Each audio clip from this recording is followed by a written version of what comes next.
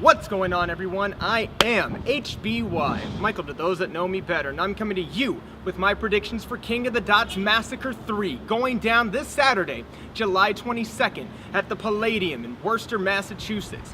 Since 2015, MASSacre has been the biggest event for King of the Dot in the United States, bringing together some of the biggest names in battle rap in some of the biggest matches to happen in whatever year these events take place. And this year's MASSacre 3 promises to up the ante from last year's MASSacre 2 that was headlined by Pat Stay versus Hollow the Don. Now, before I jump into my predictions for this card, I do want to give a shout out to the Day 2 GZ Battles card that's going to be taking place the day after MASSacre 3 at the El Cid Lounge in Ludlow, Massachusetts, featuring such battles as Megadeth versus Rosenberg Raw, XL versus Oops, Saint versus Times, Dunce versus SM, Mr. Mills versus BC, Snow and Michigan versus Why Not and Clutch in a special 2-on-2 battle, Lev Corso versus Verse, and E-City versus Tape Deck. But now, I've got to jump into these predictions because there are 8 heavy-hitting battles on this card, and I'm going to make sure I get through everything sufficiently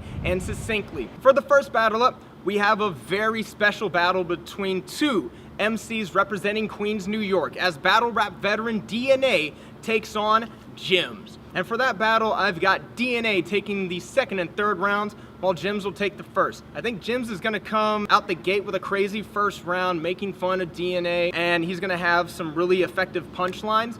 But unless if Jims incorporates his vlogging persona a little bit more, if he leaves the lane open, I predict that DNA is gonna take full advantage of it, because DNA, especially lately, has been really effective at just punching back to back in his rounds, and he's also really effective when it comes to incorporating freestyling and rebuttals into his rounds. Either way, I think this is going to be a very solid way to set MASSacre 3 off.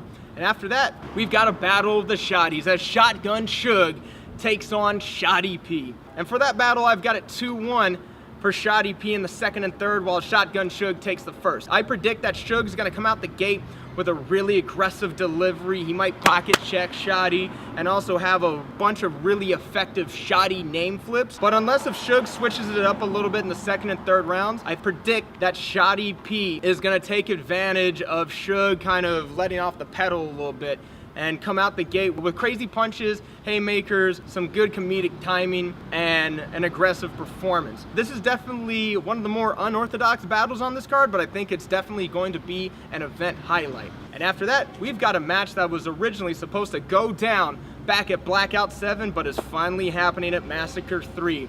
As Sharon, longtime King of the Dot veteran and the newest cast member of MTV's Wildin' Out with Nick Cannon, takes on the St. Louis battle rap legend, Averb. For that battle, I've got Sharon taking a 2-1 in the first and third rounds, while I predict that Averb is going to take the second. Averb is one of the most effective battle rappers around. His haymakers and showtime moments are some of the most memorable in battle rap.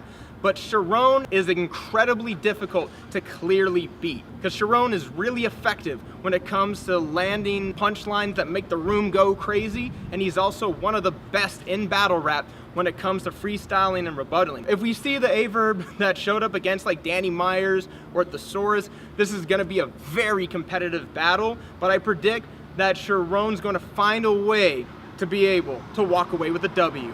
And next up, we've got a matchup that fans have been wanting to see for years, as Charlie Clips takes on Thesaurus. For this battle, I predict that Thesaurus will take the first and second rounds, while Charlie Clips will walk away with the third round. Both of these guys are pretty evenly matched when it comes to skill set. They both can break their opponents down stylistically.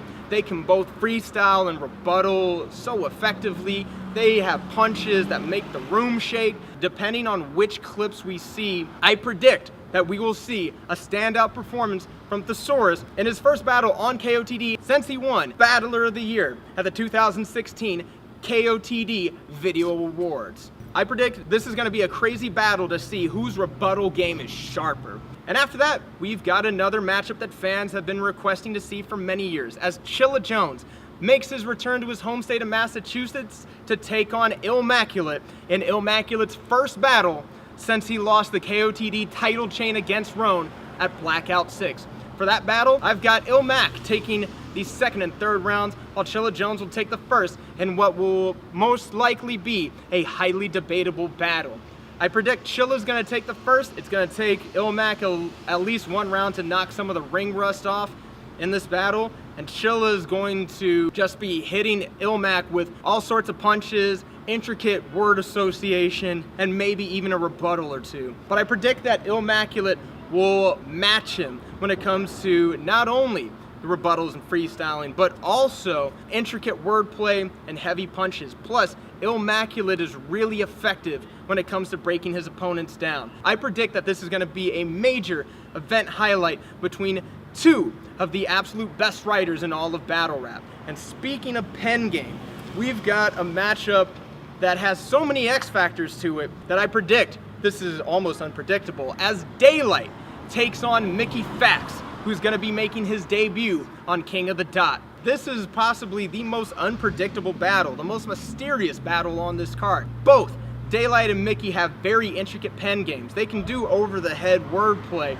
but I predict that Mickey Fax will take this battle 2-1 in the second and third rounds, while Daylight will shake the room in the first. This is all going to come down to what version of each battler happens to show up. If we get the Daylight that will have those rock, paper, scissors, and nan moments, I predict he could take this battle. But if we get the Daylight that showed up in the first two rounds against Cortez, where it's very intricate wordplay, I predict that Mickey Fax will take advantage of that weak point and just bring out the entire kitchen sink against Daylight. This is also going to be interesting considering that Mickey Fax on social media has talked about how he doesn't want the crowd to be reacting all crazy. He just wants golf claps and mms, because he wants to make sure that the audience gets every single word that he's saying. When people say that battles are gonna translate better on camera, I think this is the ultimate on-camera battle, because this is a battle that's gonna require annotations from Genius.com and a PowerPoint presentation breaking down every single bar in this battle. This is gonna be another event highlight. And next up, in the second to last battle, we've got a battle with roots dating all the way back to a 2009 tweet, as Arsonal, in his final KOTD battle, takes on Iron Solomon. This is going to be a highly contested battle. I predict that Iron Solomon will take the first and third rounds, while Arsonal will take the second.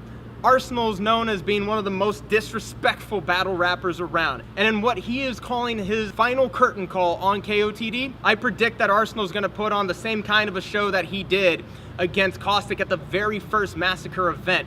But Iron Solomon is just way too well-rounded. He can freestyle and rebuttal at any point in the middle of a round. He can pick really effective angles to take Arsonal down. He's got creative punchlines. He can do comedy really effectively. I predict if we see the same Iron Solomon that showed up against Disaster at Blackout 6 and against B-Magic at MASSacre 2, that we're gonna see a clear win for Iron. But I can totally see Arsonal also stealing this battle just to make a point before he officially retires from battle rap.